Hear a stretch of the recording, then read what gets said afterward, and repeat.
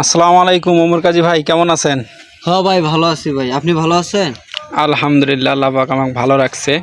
আপনার এখানে আসলাম আজকে যে বিষয়টা নিয়ে আলোচনা করব সেটা হলো মরিচের চারা আমরা কিভাবে লাগাবো এবং কতদিন পর পর সার দেব এবং কিভাবে তার যত্ন নেব, এ বিষয়ে আপনি একটু ধারণা দেন। বস। এই যে ভাই চারাটা দেখতেছেন না, এই চারাটা মনে করেন যে 40 দিন বয়স হয়েছে, 30 দিন বয়স হয়েছে, বুঝছেন? 30 দিন। হ্যাঁ, 30 দিন বয়স হয়েছে। আপনি মনে করেন যে ক্ষেতের মধ্যে ডিএপি, নাল আর শাপলা জিপ, হ্যাঁ, এগুলা আপনি ইয়া করবেন, আর দানাদার বিষ এগুলা আর কি। ওই মাঝে মধ্যে একটু আপনি ম্যাঙ্গো জিপ ইয়া করে স্প্রে করবেন।